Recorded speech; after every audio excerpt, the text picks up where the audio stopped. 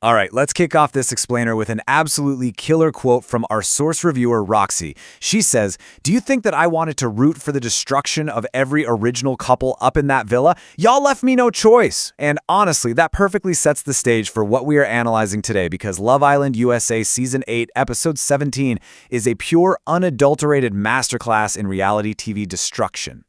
Welcome to the explainer. Today, we're tracking a flawless status quo to upheaval narrative arc.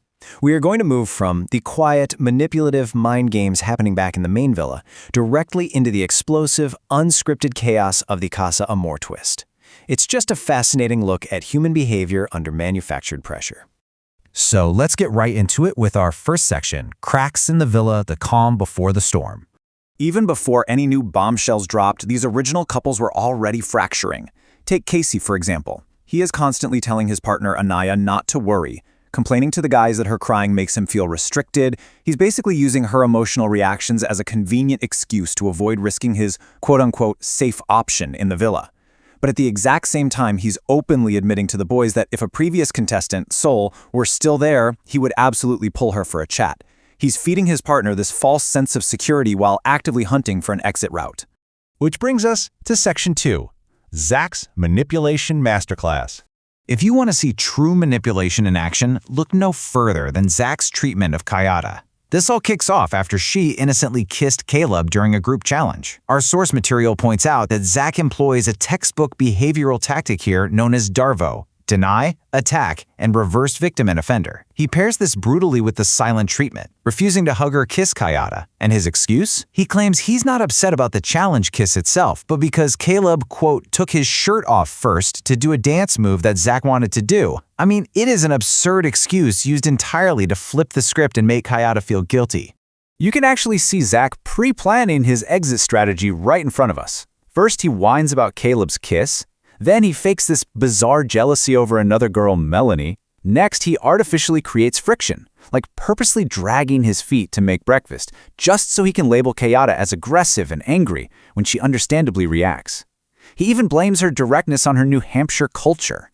It's a classic move: manufacture friction so you have a built-in, guilt-free excuse to ditch your partner the second new girls arrive.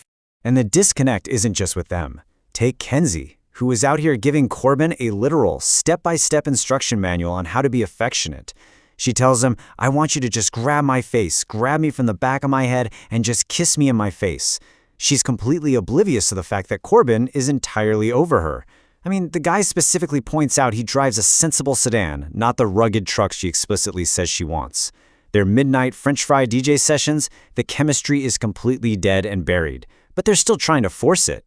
That leads us perfectly into Section 3, the Casa Amor twist, the live feed. All of this toxic pre-planning leads to the biggest twist of the season. Here is how this absolute psychological warfare went down. Step 1, the boys receive a secret text instructing them to pack up. Step 2, they sneak out of the villa. But Step 3 is where it gets real. The girls head to the fire pit thinking they're getting a fun Heart on Fire challenge and instead open a giant box. Inside, a live TV feed. Production literally gifted these women a traumatic, high-definition live-streaming front row seat to watch their men sneak away. Let's move to Section 4, the Casa girls arrive and the boys unravel. The immediate carnage is fascinating. The absolute second these boys arrive at Casa Amor, those carefully crafted villa personas just evaporate into thin air. Take Zach, who spent days telling anyone who would listen that he likes blondes. He takes one look at Paramia, a brunette trainer from Texas, and instantly declares, "I'm cooked." Jaden brings handcuffs, prompting wild jokes from Zach. And Casey? He completely forgets about playing it safe with Anaya the moment Tiara, an LA nanny, starts twerking on him on the floor. Oh, and he grabs Amor immediately too. And the chaos just keeps escalating. We've got Caleb going full cowboy, wildly bouncing Alana from Miami up and down. And then we have Sydney from Florida, who delivers the absolute quote of the episode by telling Sincere he looks like Lord Farquaad, you know, the tiny villain from Shrek, before just making out with him anyway. It is top-tier reality television chaos. The whole facade has completely crumbled. Corbin sums it up perfectly.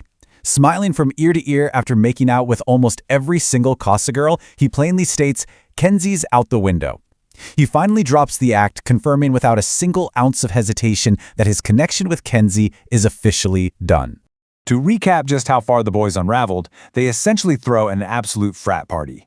You've got Caleb's wild bouncing and leg lifting, Bryce does this incredibly awkward shimmy routine that actually busts Sydney's lip, Sincere is blindfolding Paramia but strategically saving Tiara for last, and Casey, again, the guy supposedly terrified of taking risks back at the villa, is practically running laps around Casa Amor, making out on the floor with multiple women. Jumping right into Section 5, the villa strikes back. Remember, back at the main villa, the original girls are watching this entire betrayal stream live, and we see a truly fascinating contrast in how they process it. Melanie takes the stoic, highly mature route. She logically states she'd much rather see Sincere show his true colors now than go home with a loser. Super measured. But then you have Kenzie, who chooses pure, unfiltered rage. She is literally screaming expletives and doing angry splits in the yard.